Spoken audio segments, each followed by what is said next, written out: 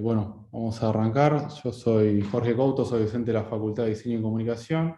Voy a ser el coordinador de esta comisión, que es la del sexto Foro de Experiencias Innovadoras.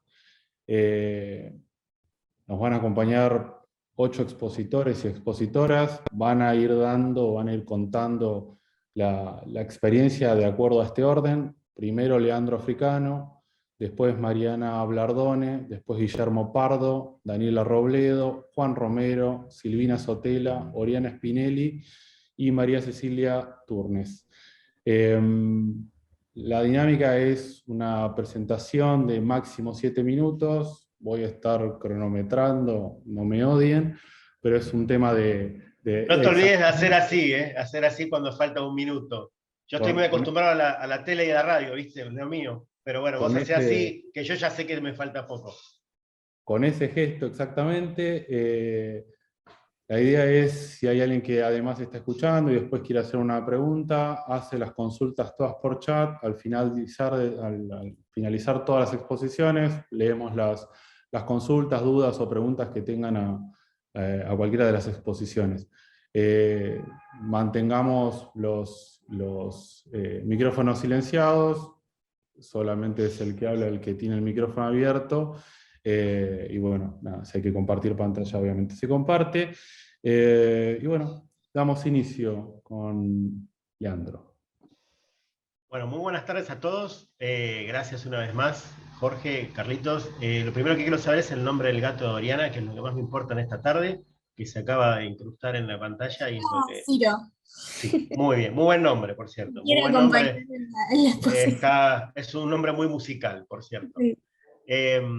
Voy a hacer la primera aclaración de por qué no hago presentación yo, que tiene que ver justamente con mi materia y tiene que ver con lo que vengo reflexionando desde hace un par de años y que justamente lo volqué recientemente en el paper que entregué a lo que son reflexiones académicas que hay que rellenar o entregar, por así decirlo, en estos días.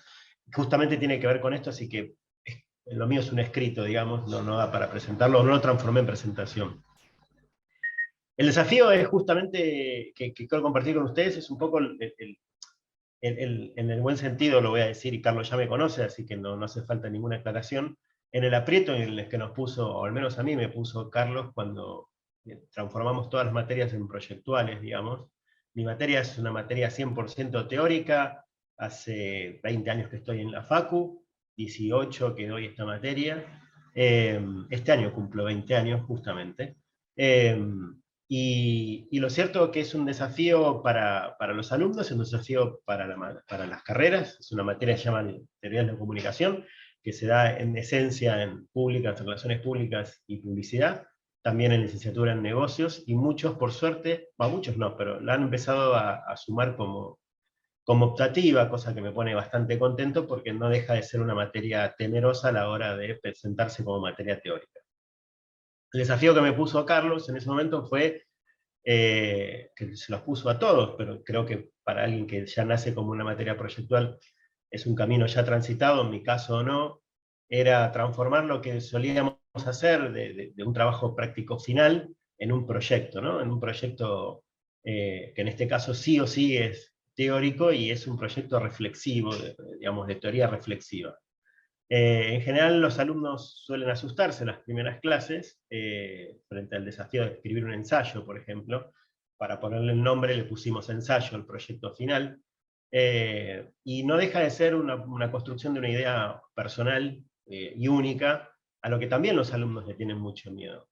Estamos en un momento, estamos en una época en los que es mucho más fácil hablar que escuchar. Les gusta mucho más escribir en Instagram digamos, que hablar que leer, digamos, por así decirlo. Que están más dispuestos a criticar que a recibir críticas. Y en ese sentido es interesante pensar el tema del ensayo en contexto, primero, de una reflexión académica, segundo, en contexto de una reflexión crítica, y tercero, y acá lo viene más difícil, es en contexto de una materia que busca acercarse a cuestiones que están cambiando todo el tiempo. Yo me acuerdo cuando empezamos esta materia, prácticamente no queda ningún texto de hace 20 años cuando arrancamos, no queda, me he obligado a cambiar prácticamente cada 2 años los textos que disparan las ideas, y hace 20 años era imposible pensar que íbamos a hablar de influencers hoy, o que íbamos a hablar de posverdad, 2 temas que, por cierto, son los más atractivos hoy para mis alumnos. Y en eso también me obliga, en esa mirada, me obliga a darme permisos a mí mismo, nunca se los pedí permisos a Carlos, por cierto, pero de buscar textos que no son 100% teóricos, sino son más textos periodísticos, por así decirlo, pero que obligadamente son más actuales, ¿no? O sea, hay muy poca reflexión al respecto de los influencers, hay muy poca reflexión sobre lo que es la cultura de la cancelación, hay muy poca reflexión teórica, me refiero, ¿no? Sobre lo que es la posverdad, son más que nada textos teóricos. Entonces, en ese sentido también, lo que he visto en los últimos años es que he tenido que privilegiar textos que son más coyunturales, más cercanos a la vida de los alumnos, que los textos que uno por ahí imaginaba en el comienzo de esta materia. En definitiva, lo que proponemos es reflexionar sobre 3 grandes ejes, que son los medios, el contenido de los medios y las audiencias. Siempre fueron esos los ejes, nunca los he cambiado. Lo que ha cambiado son los disparadores en ese sentido, ¿no? O sea, ¿de qué estamos hablando? Antes las audiencias no eran lo mismo que son las audiencias ahora, están mucho más disgregadas, mucho más difícil identificar una audiencia uniforme, al contrario, son todas amorfas, ¿no? Y en ese sentido, le he tenido que dar la razón a Carlos, tiempo después, pero ya se lo he dicho a él, que transformar la materia en proyectual ha sido un gran acierto, y también me acuerdo que hemos tenido debates sobre el famoso tema de los parciales y todo eso, materias que han sido anquilosadas, la mía en esencia, se han quedado bastante en el tiempo y que hemos tenido que reconstruir, usando la palabra que nos gusta tanto a todos. Así que en definitiva la reflexión que yo quiero compartir tiene que ver con esto, con que el ensayo me ha permitido a mí, en definitiva, tener una mirada totalmente distinta hacia la misma temática, esto que decíamos, medios, contenidos y audiencias, desde una mirada personal. Eso también es algo que a los alumnos los asusta mucho. Siempre piensan que el trabajo práctico final va a ser de A2 o de A3, y cuando termina siendo, digamos, unipersonal, terminan asustándose y después revalidándolo cuando se dan cuenta que pueden construir una mirada personal, que pueden construir una mirada única, y nunca se imaginaron al comienzo de la carrera que podían reflexionar sobre un usuario que siguen ellos en Instagram, ¿no? O sea, eso es en definitiva también lo que propicia la materia, que puedan reflexionar de manera crítica, con argumentación, digamos, eso es algo que también ofrece la teoría, con argumentación que les permita a ellos construir una idea única propia, digamos, con una mirada crítica. Las campañas publicitarias y las campañas políticas, que cada 2 años siempre me tocan, eso también me ayuda mucho porque no deja de ser una materia de análisis. Y después, claramente, nuestra realidad mediática es muy rica, así que en ese sentido también puedo decir que me siento bendecido, si así se quiere. Entonces, de aquellas primeras discusiones y debates y reflexiones que teníamos sobre transformar materias en proyectos, hoy digamos, realmente está mucho más ágil la materia. Ya me he tragado el sapo, por así decirlo, y hoy puedo decir, sí, gracias Jorge, puedo decir que ha valido la pena.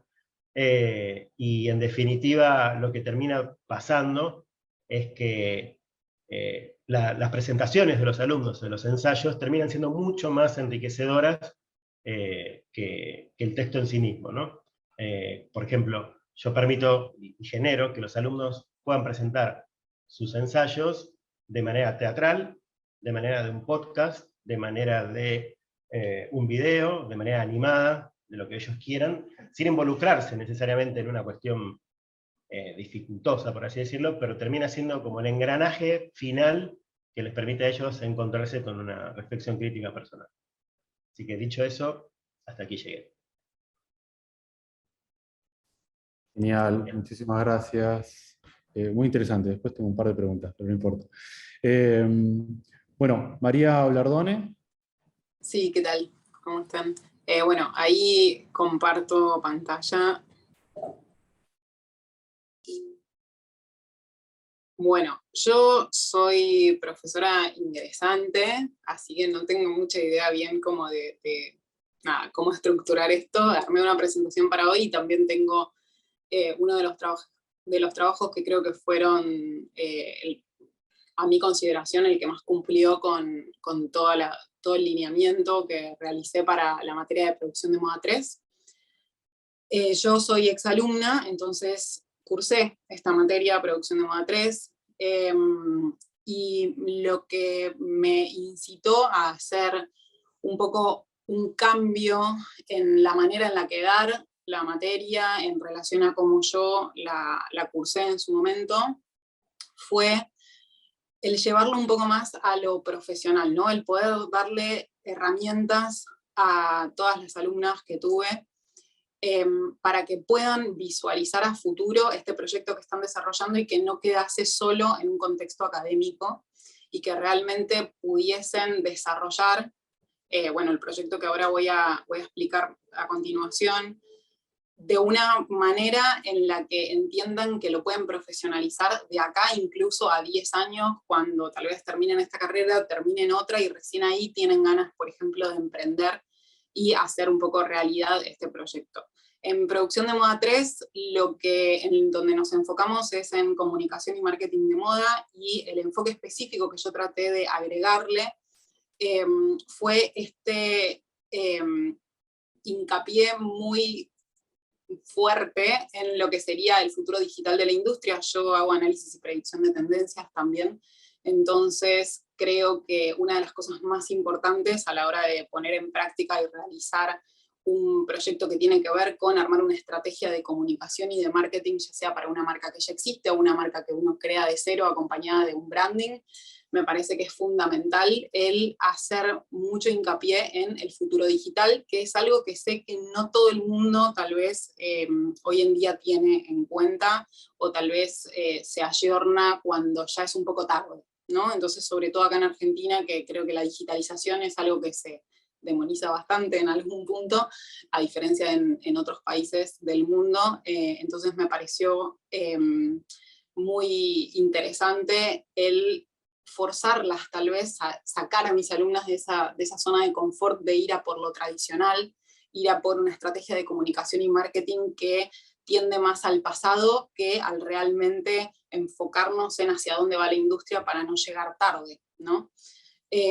Obviamente teniendo en cuenta que esto va a ser un proyecto que hoy en día ellas lo desarrollan, y el momento en el que lo pongan en práctica va a ser mínimo de acá a un año, y de acá a un año ya sabemos todos que la industria de moda, la aceleración es impresionante y el avance digital es cada vez más rápido, entonces me parecía importante sacarlas de esa zona de confort y que se animen a plantear un futuro muchísimo más digital de lo que en realidad están acostumbradas a hacer, ¿no? Y también uno de los grandes fuertes que creo que tuvo la cursada fue el animarlas no solo a salirse de su zona de confort, sino a hacer mucho enfoque en lo creativo, ¿no? Porque me ha pasado al principio de la cursada que en las primeras como preentregas del proyecto integrador, o las primeras clases en donde había consulta, las consultas estaban como que ellas se iban mucho a lo teórico y el aplicar la teoría. Y creo que el gran desafío para mí como profesora ingresante, y también, bueno, como esta experiencia por primera vez en dar clases en la universidad, fue el animarlas a que ellas defiendan su propio proyecto creativo y que estén seguras de su propio proyecto creativo y hagan hincapié en lo creativo, y que lo teórico va a fluir solo si yo sé perfectamente cómo estoy aplicando esa teoría a lo creativo, pero que cuando uno se imagina, yo como lo que les comenté me parece que es fundamental que ustedes se imaginen que están yendo a mostrarles este proyecto creativo que desarrollaron de marketing y de comunicación a un inversor, por ejemplo. Entonces uno tiene que sintetizar lo máximo posible y hacer foco en el diferencial de tu proyecto y por qué ese inversor te va a elegir a vos y no va a elegir a tu competencia o a cualquier otro proyecto que sea más atractivo en cuanto a lo diferente, obviamente, y a aquello que va a traer un avance a la industria o a cualquiera sea de los enfoques en los que básicamente como nos estemos centrando, ¿no? Entonces, mis objetivos fueron, como parte de la materia, esto de hacer mucho hincapié en la profesionalización, en la digitalización y también en la parte más humana, y hacer esta conexión desde lo que es el análisis y predicción de tendencias que yo hago, el poder hacer una reflexión también durante la clase y durante toda la cursada de que la digitalización y la sustentabilidad, que viene obviamente de la mano con la humanización, no son rivales, ¿no? Como que en realidad se retroalimentan entre sí. Y bueno, estas fueron como más que nada las herramientas que yo utilicé para reforzar un poco lo que fue el desarrollo de todo el proyecto integrador, y me gustaría mostrarles un poco el proyecto que yo creo que fue el más excepcional de la materia. Espérenme un segundo que se me presentó la otra.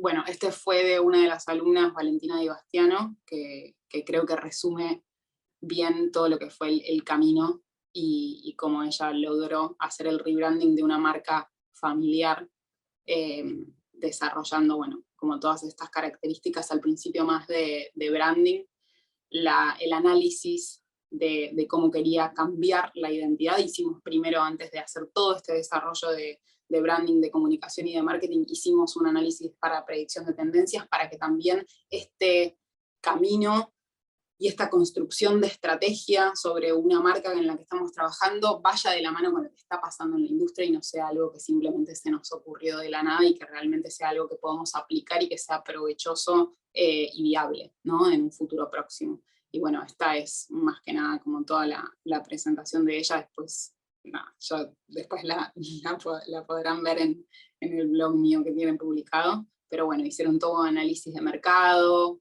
y bueno, creo que también ella logró muchísimo el dar un lineamiento de lo que es la imagen de marca que ella quiso construir, más allá de después todo el diferencial que realizó, que quería llegar un poco a eso antes de terminar, el diferencial que realizó en cuanto a estrategia, en donde incorporó muchísimo esto en lo que yo traté de hacer hincapié, que fue lo digital, ¿no? Y propuso unas acciones tanto de marketing como de comunicación, que tenían muy en cuenta la importancia de la digitalización hoy en día en la industria. Así que, bueno, eso es todo.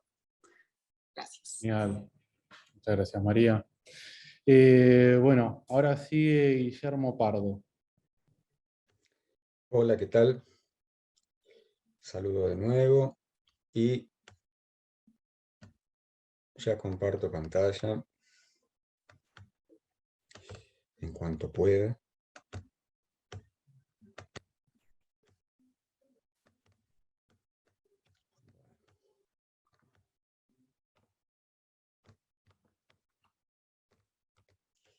Mi materia es edición digital. Mi materia fue edición digital. Mi característica con la que suelo abordar el proyecto integrador siempre es darle libertad a los alumnos y las alumnas para que elijan la temática sobre la que quieren montar el proyecto integrador, ¿no?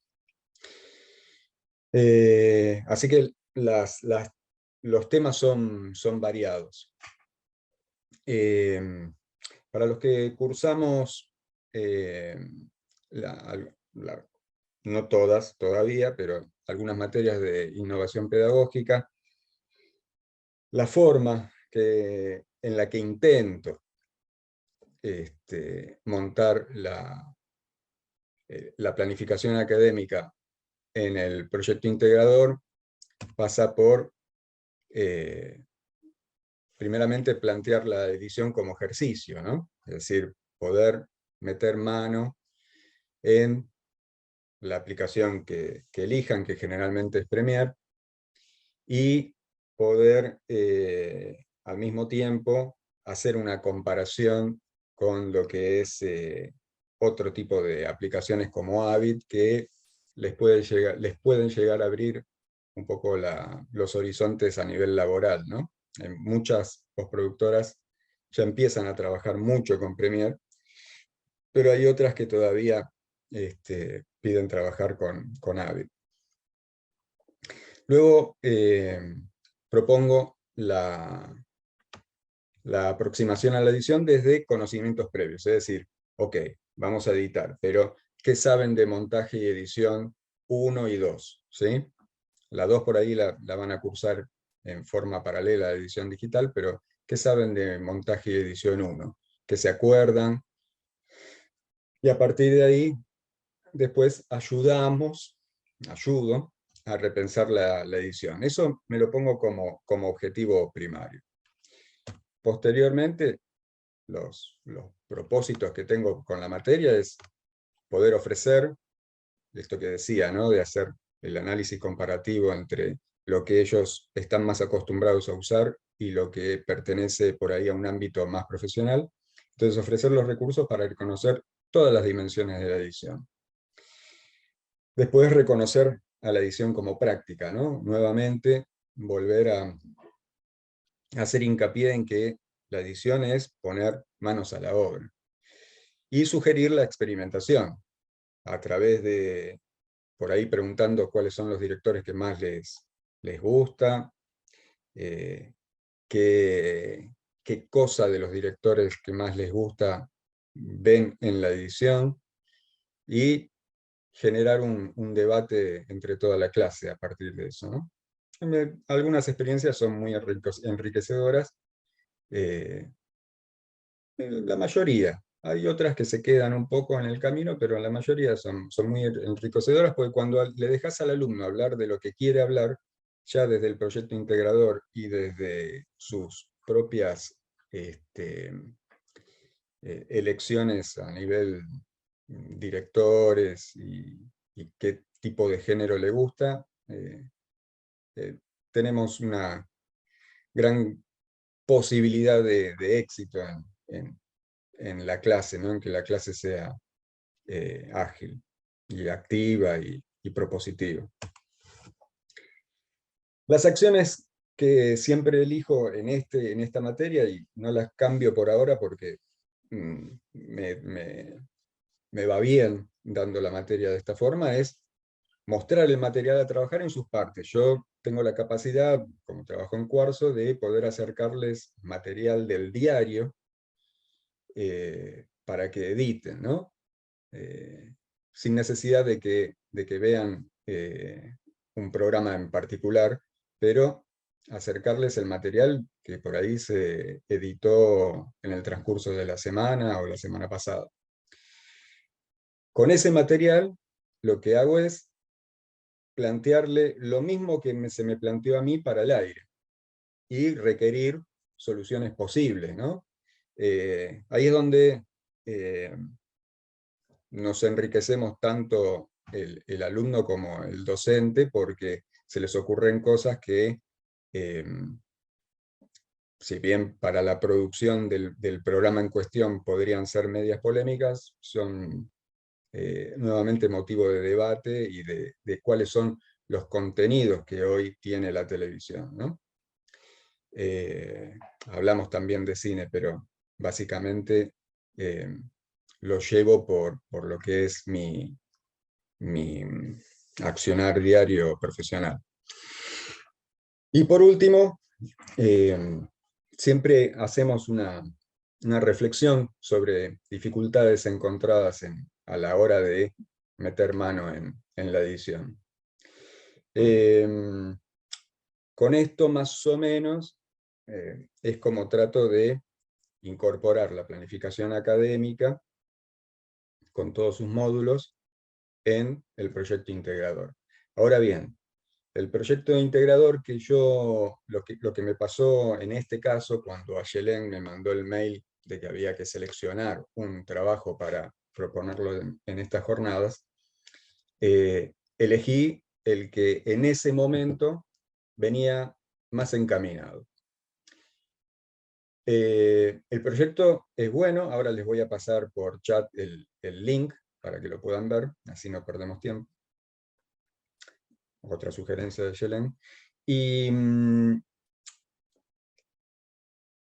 fue superado, ese proyecto fue superado por otros, que quedaron muchísimo mejor y fueron mucho más propositivos, y mejor acabados y todo. Sin embargo, en el momento me ajusté a lo que le había prometido a Ayelen, porque el trabajo este está bueno, cumple con lo que tiene que cumplir, cumple con lo que se propuso al iniciar el cuatrimestre y al iniciar la materia. Sí, falta muy poquito, gracias Jorge. Pero me ajusté a eso, ¿no? Y el proyecto que ahora les voy a pasar el link es uno que hablaba sobre alimentos ultraprocesados, ¿no? Entonces, se montó sobre una propuesta de género documental periodístico, tiene un testimonio legitimado, que es una psicóloga chef, hay un registro directo de cámara, se montó en 2 locaciones, tuvo un límite de tiempo, siempre pongo un límite de tiempo de 1 minuto, sé que no lo van a cumplir, pero espero a que me pidan algo más, 2 o 3 minutos. Y en este caso de alimentos procesados, estuvo muy bien fundamentado cuando fue el momento del 100% plus, del pitch, porque le agregaron este link, que si quieren también se los paso, haciendo una vinculación sobre cuáles son las propuestas del gobierno de la ciudad, en este caso, respecto de los alimentos ultraprocesados. Entonces fue muy completo el trabajo. Ahora les paso los links y así ya pueden seguir exponiendo mis colegas. Esperen un momento, cuando pueda dejar de compartir. Acá está. Bien. Acá tienen el trabajo y les voy a copiar el link del gobierno de la ciudad con el que la alumna culminó su trabajo. Eso es todo, Jorge, muchas gracias. Genial, muy bueno. Bueno, muchas gracias. Bueno, ahora seguimos con Daniela Robledo. Bueno, me presento, soy Daniela Robledo, ya voy a compartir pantalla, así no pierdo tiempo. La materia que dicto es taller de estilo imagen 1, y quiero hablar un poco del proyecto integrador, ¿no? Contarles un poco y desglosar un poco las etapas del proyecto integrador de la materia que dicto.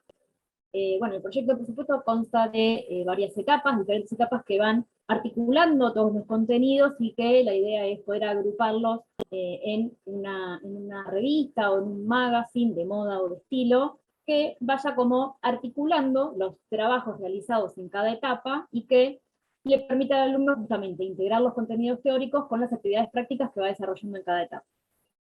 Bueno, aquí vemos el proyecto de una alumna del cuatrimestre que pasó, la tapa de su revista, con un nombre que también se desprende del concepto trabajado en el proyecto integrador. A ver si puedo. Bueno, luego tienen que hacer el sumario con todo el contenido de la revista, la nota del editor, donde un poco cuentan el estilo de la revista, se presentan un poco también ellas y su estilo, ellos, perdón, y su estilo. Y pasamos a lo que sería la etapa 1 del proyecto, que tiene que ver, se denomina estudio de casos y tiene que ver con el análisis, la identificación del estilo de un personaje famoso o reconocido, ya sea de la música, de la actuación o del rubro que al alumno le interese, pero que sea un personaje que todos podamos un poco conocer su estilo, analizar su estilo, desglosarlo, verlo en diferentes ocasiones de uso, ver las características de su estilo, se mantiene en el tiempo, si el personaje se adapta simplemente a las tendencias, o si tiene un estilo propio. Y una vez que identifican ese estilo, la actividad es un poco proponer cambios, modificaciones, o simplemente propuestas que sumen al estilo, ¿no? del famoso. No es cambiarle el estilo, sino que proponer modificaciones que vayan de la mano del estilo que analizaron. Luego lo que sería la etapa 2 del proyecto tiene que ver con las tendencias aquí y ahora, y en esta etapa los alumnos se reúnen en grupos de 2 o 3 integrantes y investigan las tendencias aquí y ahora, en el momento, en la actualidad del país, ¿no? Entonces hacen un estudio de cuáles son las tendencias, seleccionan 3, realizan un análisis, ven las raíces, los orígenes de tendencia, ven si ya estuvieron en otra década y volvieron, de qué manera volvieron, si se ayornaron. Bueno, por supuesto siempre una tendencia cuando vuelve ayornada al contexto actual, ¿no? Entonces realizan un poco un estudio de la tendencia y luego de forma individual lo que hacen es proponer la inclusión de esa tendencia en un discurso de moda. Puede ser un evento, un desfile, el desfile de una marca, de un diseñador. En este caso, por ejemplo, la alumna eligió como tendencia la prenda el chaleco y eligió incluirla en este outfit de Kristen Stewart tan polémico, porque era una entrega de los Oscars que rompió completamente con el código, con el dress code de lo que implica una entrega de premios de esa envergadura. Entonces ella propone incluir el chaleco con pedrería, con bordado, con brillo, ¿no? Como para levantarle un poco el nivel al outfit. Luego la etapa 3 se denomina la moda del siglo XX, y hacemos un repaso por todas las décadas del siglo XX, y también de forma grupal, cada grupo analiza una década, realiza una exposición, por supuesto hace todo un análisis del contexto histórico, social, cultural, las tipologías de prendas, las siluetas predominantes, los personajes, los íconos, los diseñadores, bueno, todo lo que hace a la década, para luego de forma individual también realizar una tapa de revista, seleccionar una tapa de revista de la década que estudiaron, y ayornarla, volver a hacerla, cómo sería esa tapa en la actualidad, ¿no? Entonces, ayornando ciertos elementos. En este caso, la alumna eligió una tapa de los 50, y modificó aquellos elementos que en la actualidad no irían, y los cambió por elementos actuales, ¿no? Entonces cambió, por ejemplo, el accesorio, cambió la tipología de los guantes. La idea es que puedan crear una tapa manteniendo la esencia de la tapa original, pero con adaptaciones a la actualidad, que sea una tapa actual. La etapa 4 tiene que ver con cine y moda, y cada grupo trabaja con una película asignada por mí, y también realizan todo un análisis de la película que exponen frente a todos los compañeros y frente a mí, para que todos podamos tener un conocimiento de la película que estudió cada uno. Y luego, en forma individual, lo que tienen que hacer es seleccionar un outfit visto en la película y recrearlo, en realidad no recrearlo, sino crear un outfit inspirado en ese outfit de la película, también que sea actual, que sea contemporáneo, que sea con tendencias actuales, ¿no? Entonces, en este caso, la alumna eligió un outfit de un personaje de la película Gris, que fue la que le tocó, y creó un outfit inspirado en ese look, con prendas y con tendencias de la actualidad. Lo que sería la etapa 5 tiene que ver con blogs de moda, con Instagram, y el alumno debe estudiar, analizar Instagram de influencers de moda, y hacer todo un análisis de la forma en que comunica ese influencer, el estilo, los colores que utiliza, cómo se comunica con su público. Bueno, hacer todo un estudio de la forma en que ese influencer de moda lleva adelante su Instagram. Y luego también debe seleccionar una imagen de un look que ese influencer haya posteado en su Instagram, y recrear o generar un look inspiracional con prendas que tiene el alumno en su propio guardarropa. Eso es como un poco el desafío, ¿no? Recrear un look con prendas propias, dándole su propia impronta, su propio estilo, pero manteniendo un poco la esencia del outfit que utilizaron como inspiración. Luego la etapa 6 es mismo en la calle, y los alumnos salen a la calle a hacer un análisis de un barrio de la capital federal, también relevan su contexto histórico, el estilo de gente que se mueve por el barrio, los estilos que se ven en sus calles, las propuestas gastronómicas, culturales, bueno, hacen todo un relevamiento del barrio, fotográfico y textual. Luego lo que sería la etapa 7, que es como la etapa que integra todas las etapas anteriores, la etapa final, es un dossier de fotos, un dossier de imágenes, que salen de un concepto rector que se desprende de la década o de la película analizada. En este caso la alumna trabajó con la película Grease, la década de los 50, y eligió el concepto Funny Rebellion para mostrar un poco esta rebelión juvenil de estos grupos de los 50, ¿no? Manteniendo un poco esa alegría, quería ir al lado de la rebelión, pero manteniendo la juventud y la alegría que muestra la película.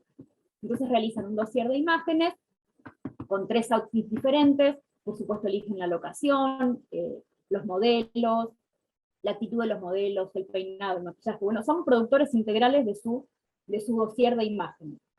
Y bueno, este dossier forma parte y es como el cierre de su proyecto integrador, que es su revista digital, ¿no? Terminando las imágenes.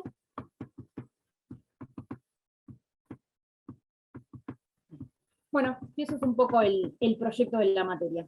Muchas gracias. Perfecto, Daniela. Bueno, justo, ¿eh? Bien, viene Tengo el cronómetro. súper medido el timing. Súper medido. Bueno, ahora nos va a contar Juan Romero lo que trajo para mostrar. Dale, gracias. Hola, soy Juan Romero, estoy dando actualmente la materia Materiales y Procesos 1 en Diseño Industrial. Bueno, es una materia netamente tecnológica, analizamos todo lo que son los materiales metálicos, y bueno, la cursada tiene el formato de proyecto integrador y lo que es el aprendizaje basado por proyecto, ¿no? O ABP. Bueno, ellos lo que hacen es analizar, ahora voy a presentar una entrega. Ellos lo que hacen es analizar un producto, que lo tienen que buscar, lo tienen que investigar, es un producto tangible, real, lo tienen que desarmar todo en clase. Obviamente que ahora, volviendo a la presencialidad, va a ser mucho mejor para nosotros porque, bueno, hacemos un estilo de aula taller, ¿no? O sea, desarmamos todo ahí en el aula, traen calibre, instrumento de medición para medir y hacer los planos. Así que bueno, en la virtualidad nos defendimos como pudimos, nos fue bastante bien, fue todo un aprendizaje, pero bueno, volver a la presencialidad es mucho mejor porque todo se puede analizar ahí, tocarlo, ¿no? Mejor para ellos y bueno, para mí también para ver el producto. Bueno, lo que hacen es analizan un producto metálico, que lo tienen que buscar, traen varias alternativas, yo defino un producto. Lo primero que hacen es desarmarlo todo íntegro, hasta la última tuerca, el último tornillo, arandela, elemento de unionificación, desarman todo, y la primera instancia, la primera etapa del proyecto va a ser los planos técnicos bajo norma IRAM. Y bueno, y esa es la primera etapa del proyecto integrador. Después ellos van aplicando todo lo que es el material teórico, todos los contenidos teóricos se van aplicando a medida que avanza el proyecto, ¿no? Analizar los materiales, las características y propiedades de los mismos, y por último, tienen que analizar lo que es las etapas de los procesos productivos, o sea, lo que es los procesos de conformado y transformación de la materia prima o subproducto al producto final, ¿no? O sea que eso es cómo está, digamos, diagramado el proyecto integrador. Arranca con los planos y después siguen analizando los materiales y por último el proceso de fabricación, ¿no? Bueno, yo como en su momento di también la materia planificación de la producción, también lo que hago es darle una impronta, analizar un poquito de lo que es el tema costos y procesos, cómo planificar y cómo encarar los procesos productivos desde el punto de vista de la productividad, ¿no? O sea que también metemos un poquito de eso en la materia. Bueno, principalmente el eje conductor o la línea que yo les hago seguir a los chicos es el tema del criterio, o sea, saber elegir un material con criterio y que cumpla desde lo funcional y lo tecnológico y lo formal también, el producto, ¿no? Que el producto sea funcional y que tecnológicamente se pueda producir, ¿no? Y que también llegue al usuario desde lo formal, ¿no? O sea que esas tres patas, digamos, son las que ellos tienen que tener siempre en claro a medida que van avanzando con el proyecto integrador, ¿no? Pero bueno, como le dije hoy, la materia tiene mucho contenido tecnológico, o sea que también hay que romper un poquito con esa estructura que por ahí que ellos piensan que todo es la forma, lo morfológico, y bueno, a veces la forma y lo morfológico va ligado con lo tecnológico. Hay materiales que por ahí se le pueden dar forma y otros no. Entonces, de ahí el tema del prototipo, ¿no? O sea, porque del prototipo al producto final siempre hay una diferencia que es muy notoria, ¿no? Por el tema productivo, ¿sí? Así que, bueno, les voy a presentar, les voy a compartir acá una entrega que fue el momento 4. A ver, un segundito. Bueno, ahí lo pueden ver. ¿No? Bueno, acá lo que analizaron este grupo, bueno, de paso les comento, el trabajo es grupal durante toda la cursada y después en la instancia final, en forma individual, cada estudiante hace la presentación y se le agrega el plus, que es, en este caso, en este cuatrimestre, lo que implementé fue, además, cuando llegan a la parte productiva, adicionar lo que es el análisis de acabado superficial y tratamiento térmico, ¿no? Que es lo último que se le adicionó a esta entrega, por ejemplo, ¿no? Bueno, acá lo que se analizó fue una olla, ¿sí? Entonces lo primero que se hizo fue realizar los planos técnicos, ¿sí? Hasta los planos, bajo norma IRAM, o sea que también integra contenidos de lo que es la materia de dibujo, que ellos ya tuvieron en esta instancia, o sea que también se integran contenidos de otra asignatura. Bueno, después todo lo que es la obtención de la materia prima, todos los temas que están acá cronológicamente son contenidos teóricos del programa, ¿está bien? O sea, yo primero lo que hago que es explicar el contenido y después ellos lo aplican a medida que yo voy avanzando el proyecto integrador, ¿está? Obtención de materia prima, en este caso, bueno, ¿no? Como son materiales metálicos, puede ser alto horno para el tema del acero. Después también ellos lo que hacen es, buscan tablas, ¿sí? Como ellos como futuros diseñadores tienen que saber lo que es el manejo de tablas técnicas para saber elegir un material según sus características y propiedades, ¿no?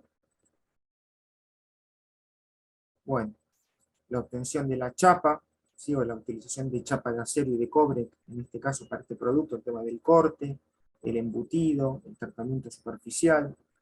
Y acá, esto es lo más importante, que ellos sepan aplicar o sepan elegir un material según sus características y propiedades, ¿eh? Para que sea funcional y morfológicamente o formalmente que se pueda producir y que llegue al usuario, ¿no? Bueno, la parte resistencial también, tocamos un poquito. Acá se analizó obviamente con el tema del esfuerzo del mango de la olla. Y por último, todo lo que es la parte de fabricación, ¿sí? Y acá es donde echamos un poquito el tema costos, ¿no? O sea, qué proceso es el más adecuado desde el punto de vista de costo, ¿sí? Elegir el proceso más adecuado para que se pueda producir y sea rentable la fabricación, ¿no? Estampado, el embutido. También, bueno, como ya les dije, cada tema tiene su desarrollo teórico previamente, ¿no? Bueno, lo que es la inyección de metal, bueno, todos contenidos muy, muy técnicos, ¿no? Pero bueno, a ellos les viene bien porque rompen un poquito esa estructura por ahí que tienen del diseño, de lo formal, de lo morfológico, y se meten un poquito más en lo tecnológico, ¿no? Así que bueno. Y por último acá lo que fue el plus, que fue el cromado como acabado superficial, ¿sí? Bueno, acá llegamos. Tengo que dejar de compartir. Bueno, eso es todo de mi parte. Cualquier pregunta, acá estoy.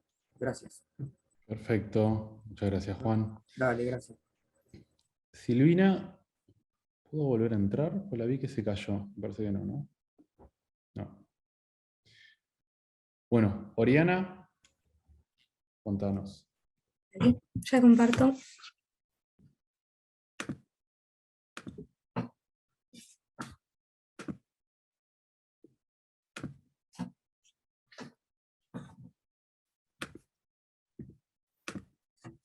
Ahí va. Bueno, ¿qué tal? Mi nombre es Oriana Spinelli, doy la materia Diseño de Indumentaria 2 en modalidad sincrónica. Este fue mi primer cuatrimestre como docente, como contaba María, y también fui alumna de la UP. El proyecto integrador de la materia es la realización de un fashion film, una campaña fotográfica y un desfile donde los alumnos muestran los 2 prototipos que hicieron a lo largo de toda la cursada. Y la idea es que además de ocuparse, digamos, del diseño de la indumentaria explícitamente, también ejerciten lo que es la venta del producto, que más allá, o sea, a pesar de todo están haciendo un producto, entonces también que ejerciten como el pensar más allá del diseño y pensar también la venta, el marketing, y para eso empiezan a pensar en el fashion film y la campaña fotográfica. Y la idea es que también empiecen a ejercitar las herramientas digitales, la edición de imágenes, la edición de videos, sonido, etcétera, para que se sumerjan en lo que es el lenguaje contemporáneo. Y como eje me pareció interesante, una de las propuestas del mail era hablar un poco cómo se evalúa. Y en mi caso, bueno, yo tuve todo un descubrimiento a lo largo de la cursada que me llevó a aplicar este tipo de evaluación. Como comenté antes, yo doy la asignatura de manera sincrónica. Entonces es por Zoom, y lo que me complicaba o el desafío que se me presentó fue el tema de la participación de los alumnos y de las devoluciones. En un principio me costaba, como que quería hacer que todos hagan devoluciones y corrijan entre sus compañeros, y notaba que no había como esa iniciativa, eran tímidos, les daba vergüenza, no querían criticar a su compañero, etc. Entonces tuve que empezar a pensar otras formas de hacer que se sientan cómodos, de dar devoluciones y hacer críticas constructivas. Entonces empecé a implementar esto, que tomó forma sobre todo en el final, que es este Shark Tank que desarrollé, con el objetivo de que participen y de que incitar a que den devoluciones y que se sientan cómodos. Entonces lo empecé a aplicar de a poco y finalmente tomó forma en el final. Lo que hice fue una especie de roleplay en el que las alumnas que escuchan eran las inversoras, y la alumna que expone tiene el objetivo de convencer al resto de sus compañeras de que inviertan en la marca. Entonces las alumnas, cuando termina de exponer una, las otras dan la devolución e invierten en los proyectos. Entonces cada alumna les di 7 fichas ficticias de inversión que podían combinar como quieran, pero lo que me hacía las fichas es que sí o sí tenían que decir cuánto invertían, y ese cuánto lo tenían que justificar, porque me pasaba mucho que antes en las devoluciones era todo color de rosas, no querían criticar a sus compañeras, pero en el buen sentido, ¿no? Porque siempre me di cuenta que lo tomaban mucho más las devoluciones cuando era de un par, de un compañero, que de un docente. Pasa mucho, que el alumno dice, bueno, si el docente me critica, se la agarró conmigo. En cambio, cuando la criticaba, pero de buena manera, una compañera, o sea, le hacía una observación sobre el proyecto, lo tomaba más firmemente. Entonces empecé a implementar este tipo de cosas, y lo que me permitían estas fichas es que cuando ellas invertían tenían que justificar su inversión, entonces terminaban dando devoluciones más completas, ¿no? Porque si invertían 5 fichas o invertían una sola, no era lo mismo y tenían que explicar por qué. Entonces empecé a encontrar que esto me servía un montón para la interacción entre ellas, y para que además de saber recibir críticas, dar buenas críticas, ¿no? Constructivas. Sobre todo para que mejoren los proyectos y empiecen a afinar el ojo en qué cosas sí y qué cosas había que mejorar. Entonces, bueno, me sirvió para las críticas y también para generar un ambiente en el que todas se empezaran a sentir más cómodas. Y también resultó que a partir de este incentivo, incluso los proyectos a la hora de exponerlos resultaron mejores. Yo les dije que al ser un Shark Tank tenían que ser originales y buscar como el punto sorpresa para convencer a sus compañeras de que inviertan. Y entonces me encontré con que en vez de las presentaciones convencionales que yo ya había visto en el 50%, en el 100% me trajeron cosas nuevas y estuvo buenísimo. Entonces quería mostrar uno de esos proyectos. En el 50% la mayoría de las presentaciones habían sido PowerPoint comunes, y para el 100% me encontré con una alumna que diseñó una página web, que voy a compartir.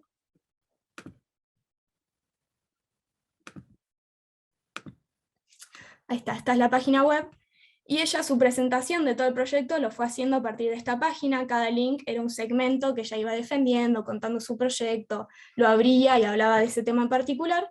Y otra alumna lo que hizo fue un Instagram, que también resultó muy bien y súper interesante, y esta fue la que luego ganó en cuanto a puntos de inversión de sus compañeras. Fue la que más plata juntó, digamos, en este Shark Tank. Voy a ir. No sé por qué se ve la mitad de la pantalla, pero bueno, acá abajo se ve, ¿no? Bueno, ella lo que fue haciendo fue que cada post era un segmento de su presentación, entonces entraba a cada segmento y iba hablando de su concepto, de su sketchbook, de las texturas, y así iba desarrollando todo a partir de los posts de Instagram. Así que bueno, me pareció interesante hablar un poco sobre esto que encontré a partir del roleplay y del Shark Tank, que para la interacción entre alumnas y para que haya devoluciones me resultó súper efectivo. Genial. Bueno, están buenas las ideas esas, así que igual después hacemos un par de preguntas. Bueno, María Cecilia, cuando quieras. Bueno, hola, ¿qué tal? Buenas tardes a todos. Mi nombre es María Cecilia Turnes, soy docente de la materia de Diseño de Vestuario 1, específicamente para las estudiantes y los estudiantes de Diseño de Moda. Voy a compartirles unos ejemplos de 4 trabajos, explicarles un poco de qué se trata y puntualizar en el ejercicio práctico final, digamos, para contarles en qué nos basamos. Les comparto pantalla. Bueno, la materia, como les dije, es Diseño de Vestuario 1. Yo soy vestuarista. Esta específicamente materia está enfocada a diseño de vestuario teatral. En general, en la actualidad me desempeño mucho más en la parte audiovisual.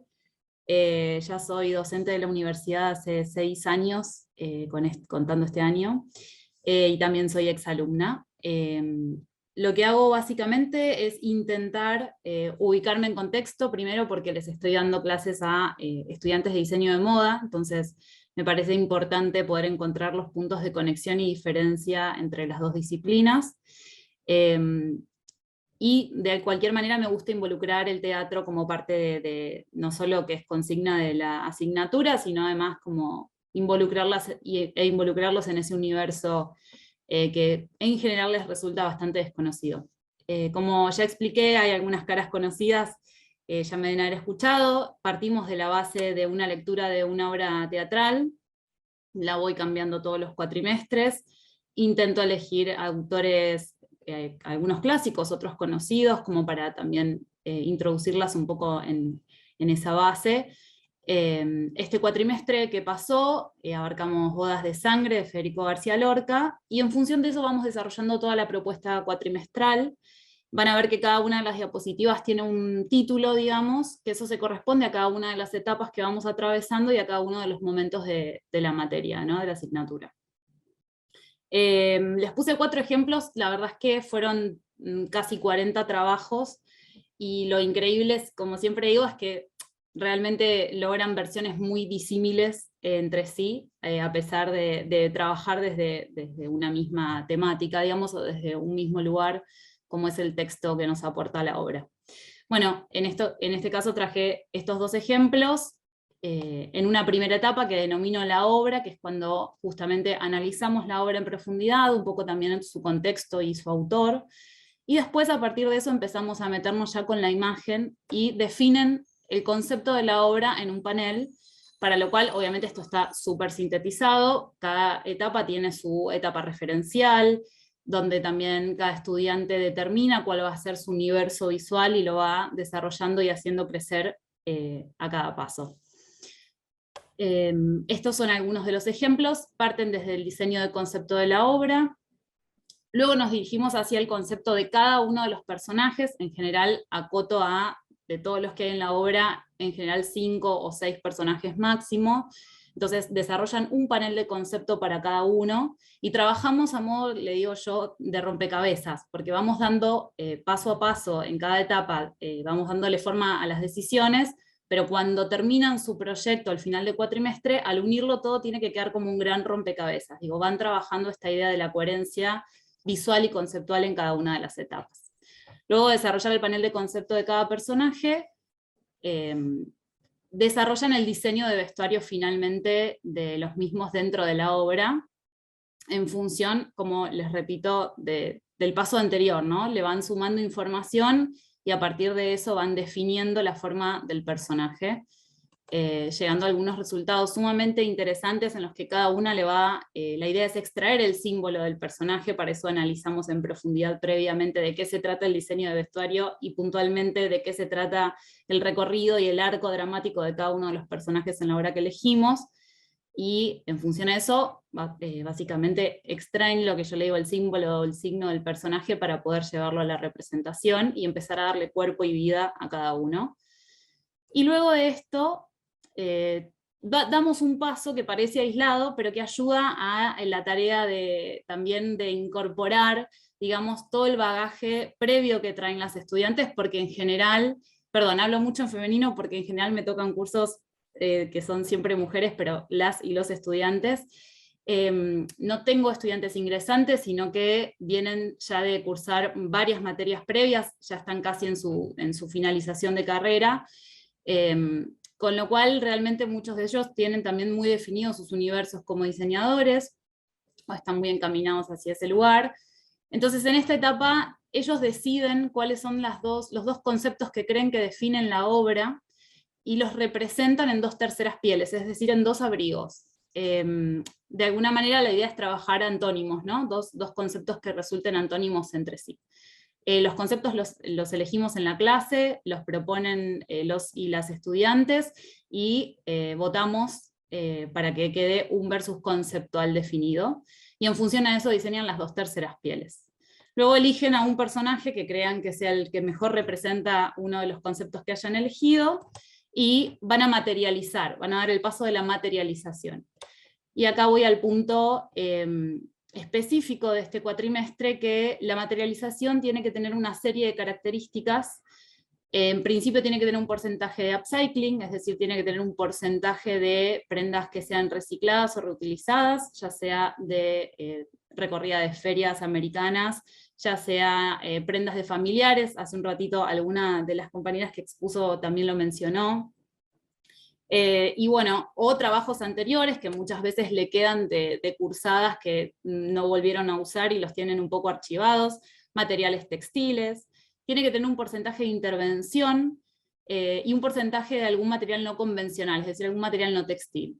Y en función a eso, representan a uno de los personajes que diseñaron, y tienen que armar obviamente el presupuesto. Esto también un poco para combinar y entender que el vestuario no se construye desde no solo no es una sola cosa, ¿no? Que muchas veces tienen un poco en el imaginario lo que significa el vestuario, sino que además no se construye desde un solo lugar, sino que se construye a partir de las necesidades del proyecto, de la obra, del personaje en sí, y eso muchas veces requiere ropa nueva, muchas veces requiere ropa que ya está usada y que necesitamos que tenga esa vida y ese desgaste previo y sea lo más realista posible.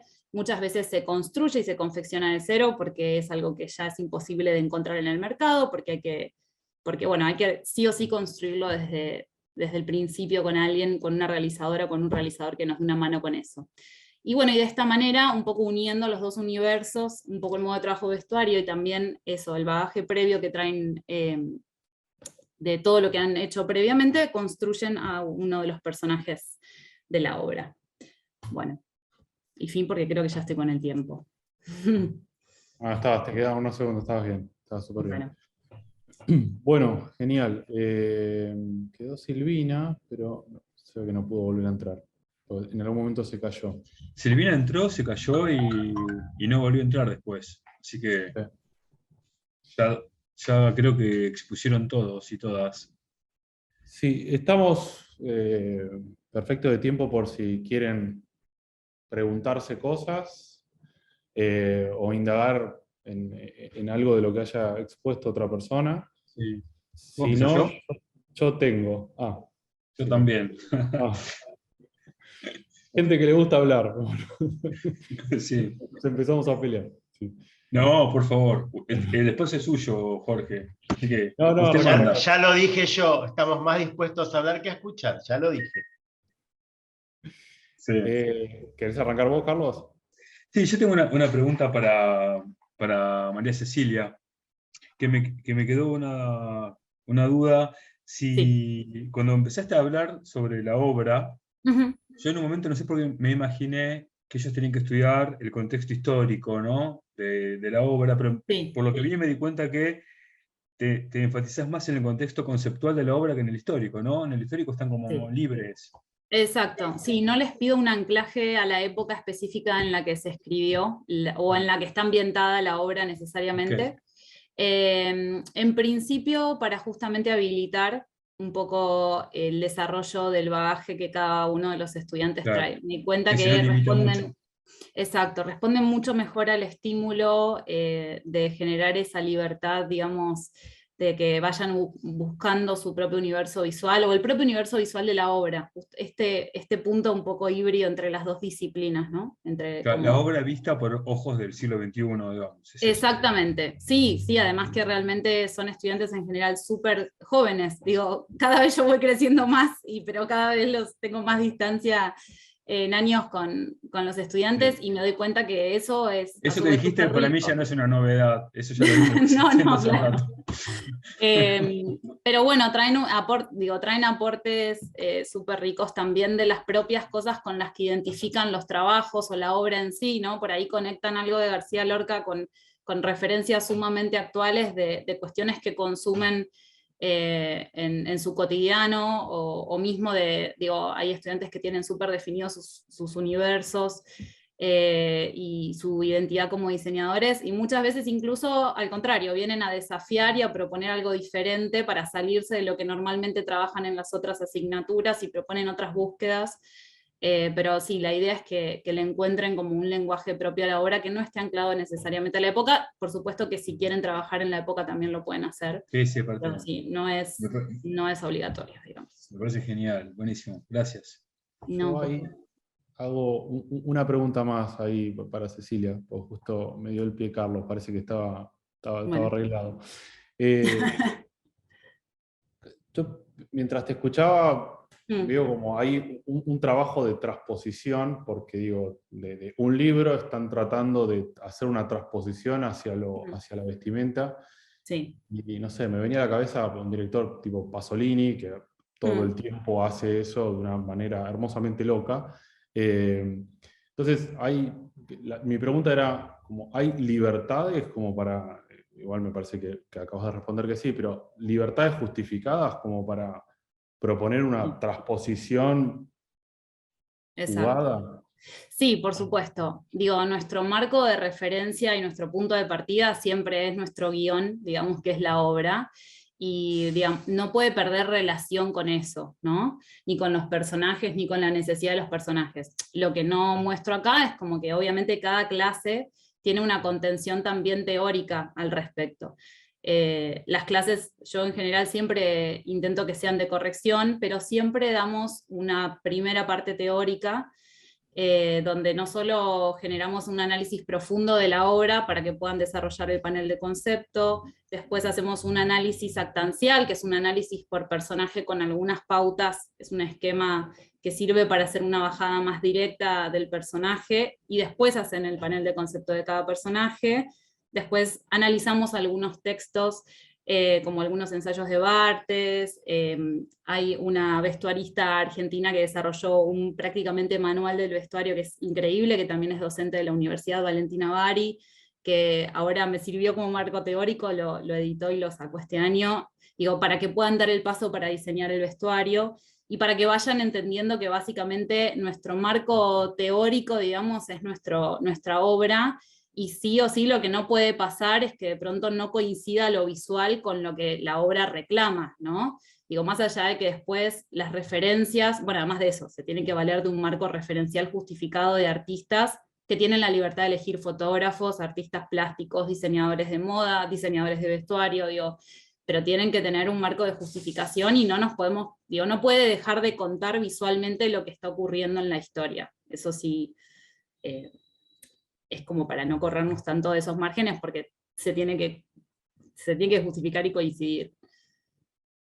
Digo, es como eso, como si uno es espectador de una... Ellos tienen que ponerse también del lado del espectador, ¿no? Bueno, si yo soy espectador, tengo que igual poder entender lo que está pasando y no perderme, o que el vestuario coma lo que realmente sea más protagonista que la obra en sí misma, sobre todo en un ejercicio donde no están trabajando en equipo, que es donde, digo, la realidad es como verdaderamente se trabaja, ¿no? Hay una bajada de un director, hay un escenógrafo, hay un iluminador, hay todo un equipo con el que también llego a ciertos acuerdos para que eso se traduzca y se entienda en una obra de teatro. Genial, clarísimo. Ahí Daniela tiene la mano levantada. Ay, sí, pobre, mi pregunta también es para Cecilia, la estamos exprimiendo. No, fue la última, quizás nos quedó como todo fresco. No, porque yo también, bueno, trabajé muchos años en el rubro audiovisual, no tanto de teatro. Entonces es un tema que también me apasiona y me encanta lo que es el diseño de vestuario. Y digo, las obras que trabajan, no sé si todas quizás han tenido ya alguna, si se han llevado al teatro, si los alumnos ya tienen una referencia, y si trabajan con esa referencia, porque viste que a veces es muy difícil cuando uno ve ya cómo hizo otra persona el diseño de ese vestuario, quitarse como esas ideas de la cabeza. Digo, si se pide como un análisis de si ya hubo otras obras, o si el alumno es como completamente libre. Mira, varias cosas al respecto. En general, me pasa que cuando elijo la obra, siempre estoy como a destiempo de las que se van a estrenar. Por ejemplo, Bodas de Sangre se va a estrenar en el San Martín ahora, les súper sugerí que la vayan a ver, pero en general muy pocas veces me ha pasado de poder coincidir con una obra que esté en cartel. Una vez me pasó con un tranvía llamado Deseo, que justo estaba la ópera en el Colón, y alguna otra vez me ocurrió. Y por otro lado, sí, los estudiantes van como ejercicio también obligatorio, digamos, en el marco de la asignatura, a ver una obra de teatro al menos. Bueno, tuve que correrlo a la digital cuando no había presencialidad, ahora ya pudieron volver. Luego más hacia la última parte de la cursada, también como para que puedan ir con una mirada un poco más crítica, de hecho generan una reflexión respecto a lo que observaron. Pero son libres en ese sentido. Sí, obviamente, si necesitan y si quieren ver material de alguna otra representación, que hoy por hoy digo, está bastante accesible, ya sea por YouTube o por Teatrix o por cualquiera de las plataformas que tienen obras online, lo pueden hacer. Y en general, incluso cuando eso ha ocurrido, cuando han ido a buscar, porque naturalmente les pasa por curiosidad, no resuelven igual que eso que vieron, lo cual también está súper bueno, y por eso les doy tanta libertad, porque es verdad que es muy amplia las posibilidades que les doy, lo cual tampoco a veces les resulta más fácil, porque lo primero que les cuesta es definir el camino y el rumbo, ¿no? Y pararse como desde algún lugar en ese sentido. Pero no trabajo específicamente con una obra que esté en cartel. Si eso coincide, igual me parece maravilloso y lo aprovecho, pero ya te digo, me pasó muy pocas veces. Pero bueno, no es obligatorio, y en general las veces que lo han hecho o han recurrido a ese material no los ha condicionado necesariamente. Esa era mi duda, si quizás a veces, viste, es lo que decís vos, es inevitable que quizás ellos vayan a la búsqueda de internet, porque hoy en día está todo tan al alcance, que eso los condicione, digo, en la creativa. No pasó. De hecho se copan bastante con la idea de encontrar como el lenguaje de la obra y sentirlo como algo muy propio y muy único, también en ver las diferencias, es realmente llamativo, digo, tienen algunas cuestiones en común, pero son 38 o 40 versiones diferentes de la misma historia, y eso me parece que los entusiasma más todavía, ¿no? Como encontrarse un poco siendo los directores de eso, de su propio proceso. Claro, dentro del mismo tema. Eso a mí nunca, siempre me sorprende ver cómo en una misma temática cada Sí. uno hace algo completamente diferente y Es que genial. responde a esa misma temática, a ese mismo concepto. Sí. Perdón, esa es parte de la idea del proyecto integrador, digamos. La lógica pedagógica de la facultad y curricular se eligió el proyecto porque tiene esta característica, ¿no? Diferente a los instrumentos de evaluación más psicométricos que buscan una única respuesta, el proyecto es un instrumento válido a nivel de evaluación porque de una consigna desafiante puede haber 40 propuestas y estar todas bien. Por eso hay que trabajar con matrices, porque esta amplitud de resoluciones puede ser ambigua y subjetiva. Claro. Y puede como perturbarnos en la evaluación, sobre todo cuando el docente prefigura una solución y busca como baremo su propia mirada, digamos. El que más se parece al que imaginé yo está mejor, y el que más se aleja está peor. Eso sería un gran error conceptual de la evaluación. Por eso, esta posibilidad divergente que tiene el proyecto de ante una consigna tener 40 propuestas diferentes y que todas estén bien, es una gran fortaleza, y es la justificación del foro interno de cátedra y del aprendizaje colaborativo. Porque ese foro nos autocontrola, ¿sí? Nos nivelamos entre todos, que nadie se dispare para cualquier lado, porque no todo es válido. O sea, si bien hay libertad y todo, no todo es válido. Hay un marco, la evaluación tiene un límite, y el proyecto también. Y por otro lado, promueve competencias analíticas donde el estudiante evaluador, que evalúa a un par, tiene que desarrollar ciertas habilidades de observación, de justificación y de argumentación para justificar su propia la crítica hacia su compañero, que es un aprendizaje increíble, pero eso lo da el proyecto como instrumento, ¿no? Y cuando la consigna está bien realizada, es fantástico. Sí, está muy bueno eso de involucrarlos también en el ejemplo de Oriana, que bueno, ya tiene un método muy específico, que tiene un nombre y una denominación, pero también aplicamos hace unos cuatrimestres, digo aplicamos porque bueno, cuento a mis asistentes obviamente como parte del equipo, somos un equipo, esta cuestión de la etapa no del 100% plus, sino del cierre de cursada, tienen que justamente generar no solo una reflexión de la cursada en sí misma, sino que hacen una como exposición breve del trabajo de un compañero o compañera que asignamos nosotros, que haya sido parte de su grupo de corrección y demás, pero digo, tienen que rescatar, hacer una síntesis y rescatar los puntos fuertes justamente del trabajo de su par, y me parece que, como lo que decía Oriana, fortalece mucho, primero ablanda, digamos, la presión que a veces se ponen sobre sí mismos a la hora de evaluar y de evaluarse, es un poco más objetiva la mirada sobre el compañero, y a su vez les da como ese desarrollo de herramientas de evaluación y de exposición que son súper interesantes, y eso también, ¿no? Involucrarse un poco y sacarlos del contexto de lo individual, también eso funcionó súper bien, y les gusta como ejercicio a los estudiantes también. Eso está súper bueno. Sí, ahí creo que es como responsabilidad de todos por ahí ayudarlos a hacer el clic que uno en realidad, o que entre todos lo que estamos haciendo no es criticar un trabajo, no es tratar de elevar al máximo potencial lo que estamos viendo.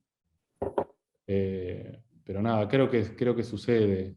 Bueno, yo, o por lo menos en mi experiencia personal, no veo que se lo tomen como algo personal, salvo algunas veces si se lo hablas y decís, che, la idea es que lo que estés haciendo cada vez lo puedas hacer y que termines entregando la mejor versión de lo que vos podés producir. Pero bueno, en base a eso, o más o menos, era como la intro que se me ocurría, no es tan directa, tenía una consulta para Leandro. Porque me gustó lo que ibas contando a nivel los ensayos, a nivel reflexiones personales sobre una realidad que está ahí, y como ese espíritu crítico y demás. Quería saber si ocurre, más allá de que cada uno está trabajando como su ensayo y demás, si ocurren como esas discusiones en el buen sentido entre los alumnos, las alumnas, sobre qué van avanzando, si se van recomendando cosas, o nada, cómo va sucediendo eso si es que sucede. Diste en el clavo, Jorge, porque conté como la parte más linda, si se quiere, de la historia. Esa parte que vos decís sucedía mucho en la etapa presencial. Sucedía mucho en las devoluciones de los trabajos cuando, digamos, el debate era como, ahí todos escuchaban. Las devoluciones acá son un poquito más frías en ese sentido, y son más individuales, también terminan siendo más individuales, que cuando la devolución es grupal, la verdad que no se escucha tanto y no están tanto prestando atención a lo que hizo el compañero en ese sentido. Sin embargo, siguen pasando cosas que yo me sigo sorprendiendo en el sentido de cuestiones incluso personales. A lo que me refiero es, hay aportes, por ejemplo, de disparadores de, che, ¿por qué no ves tal película, no lees tal libro que te puede ayudar a entender eso que dice el profe desde la mirada de una película que vi el otro día en Netflix? Y por ahí la película es una de terror malísima, pero que ayudan, te bajan las barreras para que vos entiendas eso. De hecho, en mi cursada ven 7 películas por currículo, o sea, están obligados a verlas porque se analizan en perspectiva, perdón, 6, en perspectiva de la teoría. Pero más allá de eso, ellos se sienten como, che, si puedo ver en la película El Clan, con Guillermo Francella, el tema de la teoría crítica, creo que también puedo ver el tema de industria cultural en la película Elvis. O sea, como que les va cayendo esa ficha a partir de que yo les levanto la barrera, o mejor dicho, se las bajo. Y eso sí es lo que termina pasando entrecruzado. Por suerte el nivel de consumo cultural es alto todavía de los chicos, en la mayoría estoy hablando del 50%, no mucho más, pero sigue siendo alto, y eso sí sirve. Sobre todo lo que veo es que se recomiendan, che, no hay un cómic, un manga japonés que está buenísimo y habla de lo que dice el profe, ¿por qué no te lo mirás? Y se lo van pasando y se lo van cruzando. Eso sí se mantiene bastante activo y bastante fuerte. No así eso que preguntás vos de el intercambio. Sí pasa en la individualidad. Yo creo que, bueno, es uno de los trabajos que premié hace años, pero que lo sigo recordando, y sigue pasando eso. El ensayo, como es una mirada individual, y casi te diría muy, muy personal a veces, permite a ellos construir miradas sobre ellos y sobre sus padres y sus ambientes familiares. Desde descubrimientos de su sexualidad hasta descubrimientos en su pareja y hasta cuestiones más ligadas a comportamientos del pasado hacia ellos. O sea que esa mirada introspectiva que les dispara el ensayo se mantiene vivo, pero eso sí no es compartido. Eso termina siendo por ahí en un mensaje de pronto, dice, profe, mire, yo estoy leyendo esto y me pasa tal cosa. Está bien, volcalo en el ensayo, fíjate cómo lo puedes articular con lo que leíste, pero no termina siendo compartido. No sé si respondí a tu pregunta. Sí. No, cuando toca la fibra de uno, ya ves. Eso solía pasar a veces, o sea, lo que antes era él, me quedo en el pasillo charlando con vos, desde hasta el 2019, que los alumnos se quedaban charlando, profe, tengo una inquietud, qué sé yo, y te ibas bajando las escaleras charlando. Bueno, eso se perdió, ¿no? Eso termina siendo un mensaje perdido de pronto. Pero bueno, aspiro a recuperarlo. Hay una forma de recuperarlo. Podés generar debates en Blackboard. No, el debate existe, pero cuando es tan íntimo, como decía Jorge, cuando te toca tanto la fibra, o sea, ha pasado cosas de que han contado abusos, de que han contado salidas del placar, digo, hubo de todo. Mis clases son intensas y ahora que están grabadas, es como que... por eso, bueno, de hecho a veces también me lo han dicho, profe, ¿esto quedó grabado? Me lo han dicho también. Es así. Sí, digo, uno termina, sobre todo en algunos 2, 3 ideas que planteo, incluso en el tema de esos influencers y todo, de qué es público y qué es privado, cuando empiezo a hablar de esos temas, ahí empiezan a darse cuenta de algunas cosas y Y saltan, sí, sí, saltan. O incluso recién hablaban también, me interesaba mucho, perdón, no retuve quién es la que lo dijo, creo que fuiste vos, Oriana, de que los compañeros no se critican entre ellos, ¿no? Sí. O sea, no son tan activos. Eso me pareció interesantísimo. Cosa que hace años sí lo veía yo, que eran muy críticos entre ellos. Ahora no lo veo tanto. Coincido con tu diagnóstico. Y es cierto que el profe es quien tiene que dar esa primer puerta, esa primera luz, y no desde un punto de vista de corrección o de evaluativo, como decía Carlos, sino de, che, a ver, escúchame, a ver qué tiene para decir. O sea, cuando ya vos le das el aval, los alumnos inmediatamente también se lo dan. Y también hay que enseñarles a los alumnos a hacer una crítica constructiva de sus propios compañeros. Y eso me interesó mucho.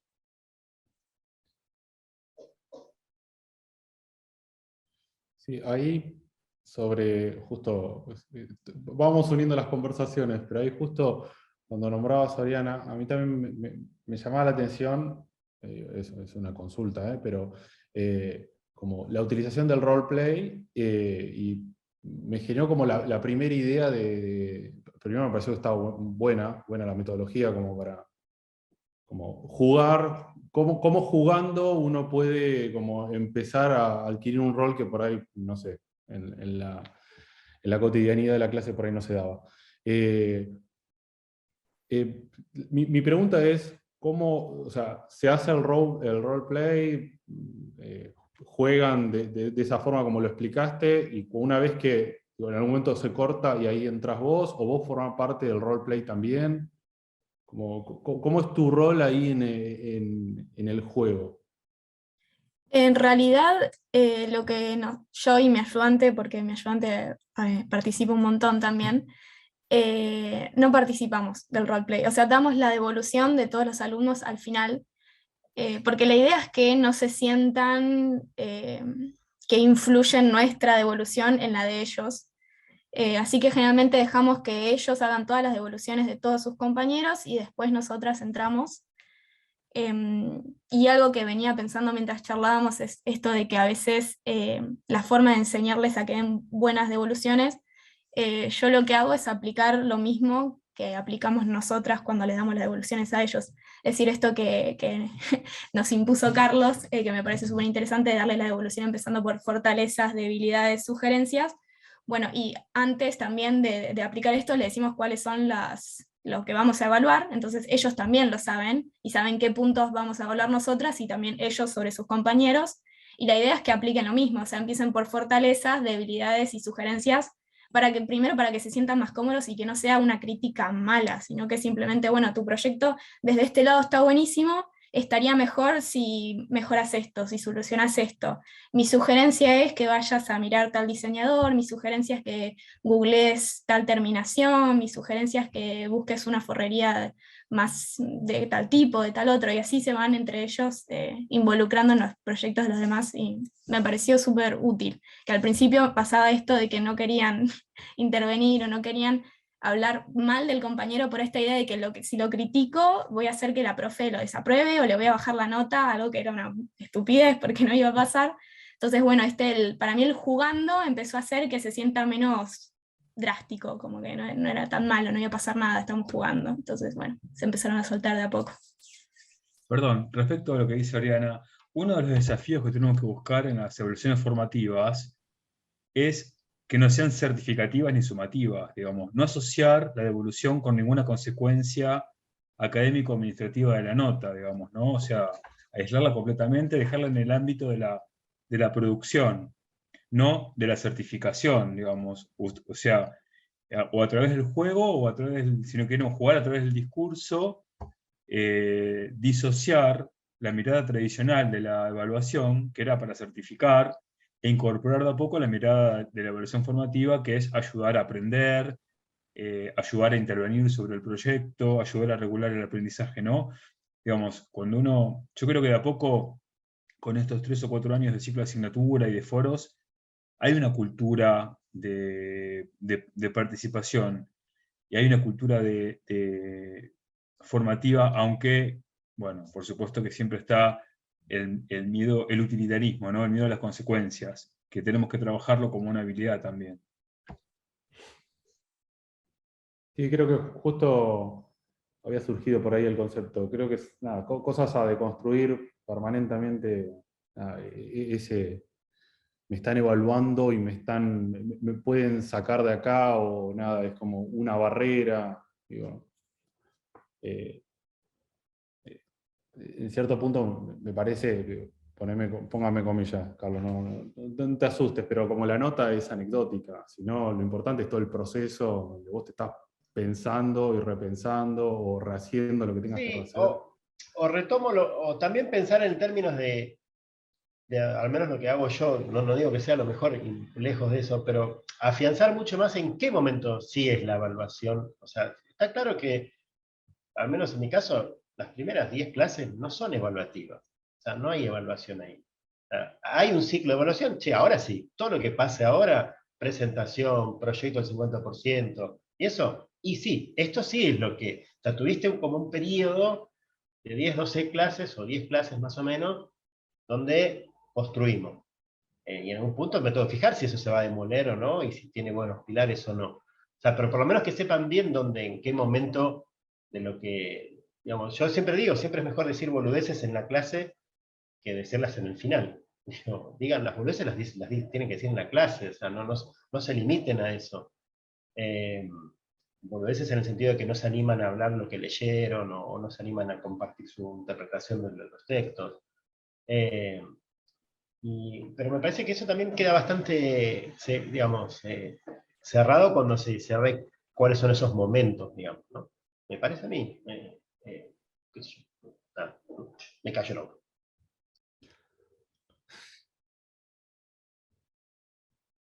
Bueno, ¿algún comentario más cruzado? ¿Algún diálogo más?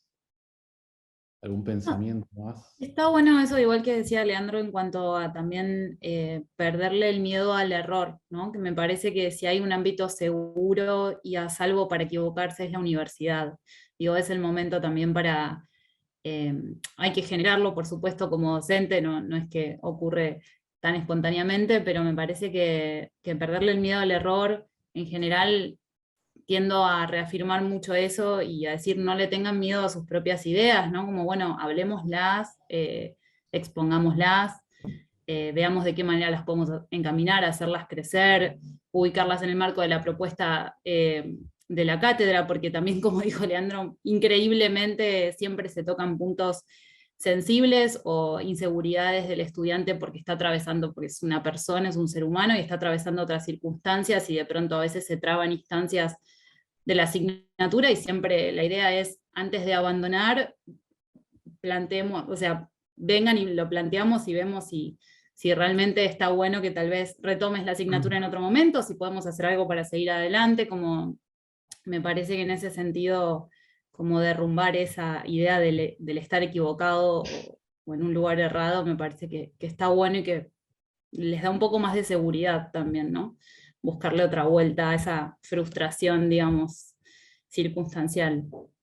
Y voy a parafrasear a Fontana Rosa y voy a decir, y te digo más, lo que, lo que termina pasando es que yo me acuerdo que empecé en esta facultad con dos instancias claves de evaluación, el parcial y el final. Hoy está muchísimo más distribuido eso, muchísimo más distribuido. La instancia de evaluación, en mi caso, son casi un mes, es literalmente un mes, donde entran, al menos en mi materia, 3 procesos distintos. Es la entrega del 50%, es su presentación, digamos, del proyecto y su forma de compartirlo, y además un trabajo domiciliario individual. Son 3 etapas donde pueden ir, no digo especulando, porque todos terminan especulando, pero pueden ir negociando, che, acá estuve flojo, tengo que ir mejorando, o sea, acá me sentí muy cómodo, acá soy mejor en esto. O sea, es como, son 3 clases que se distribuyen en un mes, entonces no está todo concentrado en una sola clase. Y después, que yo siempre también se los digo, el que pasa la instancia de evaluación del 50% es un tobogán después. O sea, ya está, la cuesta ya terminó. Después es solo bajar y tratar de no irte a la mierda. De encaminar un poco lo que vos ya hiciste. Entonces me parece que eso también los predispone distintos, como dice Cecilia. Los predispone distintos de esa manera. Yo creo que, al menos siento que no, que con relación a años anteriores se han perdido bastante el miedo a lo que fue lo que es la evaluación. Es algo que se discute y se debate y todavía, ¿no? Pero me parece como que con lo que eran, pues, de hecho, en mi estadística me dice que digamos, siempre la deserción se cumple ahí, ¿no? Lo que era antes en el parcial, después se terminó pasando ahí, pero ya no hay tanta deserción tampoco. De hecho, ese es el mejor indicador. Ese es el mejor indicador. Y Carlos, no sé si me lo avala o no ese dato, pero parece que la deserción casi es inexistente hoy. Sí, claro, es así, porque en realidad nosotros pasamos de una evaluación puntual, certificativa y determinante a una evaluación procesual. Entonces, lo que nosotros vemos erróneamente es el uso de la evaluación, porque cuando hay un momento determinado en que alguien se juega la vida en una pregunta, ahí ya no estamos hablando más de saber, sino que estamos hablando de poder. Entonces, eso es lo que queremos, una de las cosas que queríamos evitar con este proyecto, era justamente el juicio y la defensa final, ¿no? Las últimas palabras del condenado, y si depende de lo que decís, y lo pasamos, como dice Leandro, Sí, a la un arbitrariedad, proceso. ¿no? La arbitrariedad absoluta. Claro, porque a veces juegan, digamos, soy yo, a mí me toca decidir por tu futuro, ¿no? Entonces, eso puede generar angustia, puede generar autoritarismo, puede generar ansiedades, bueno, un montón de cosas que no son buenas. Entonces, pasamos de ese tipo de evaluación a una evaluación que tiene como fin ayudar a aprender, que tiene como fin ayudar a regular los aprendizajes, que tiene como fin facilitar los medios para poder aprender de manera más significativa, más profunda, ¿no? Entonces, ¿cómo hacemos eso con la retroalimentación y con la evaluación entre pares? Eso por un lado. Y por el otro lado, respecto a lo que decía María Cecilia, el error, es interesante también desmenuzarlo al error. Y yo lo desmenuzaría en dos partes: el error como síntoma, el error como representación. Entonces, nosotros, si queremos aprovechar el error como una oportunidad para ayudar al estudiante a aprender, tenemos que superar el síntoma, que es lo visible, lo que vemos, ¿sí?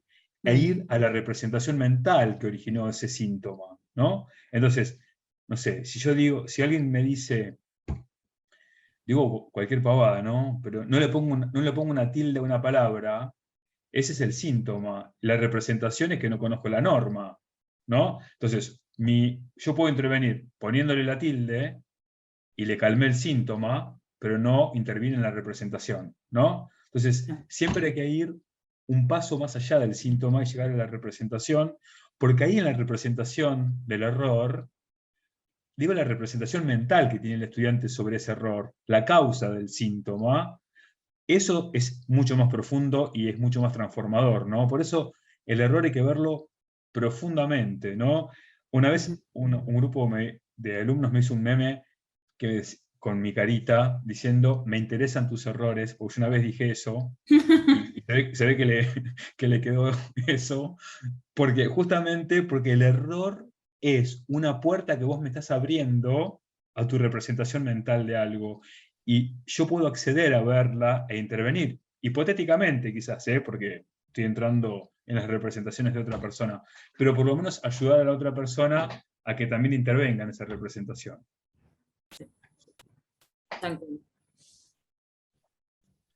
Bueno, Jorge, no sé si hay algo más o si no terminamos por aquí.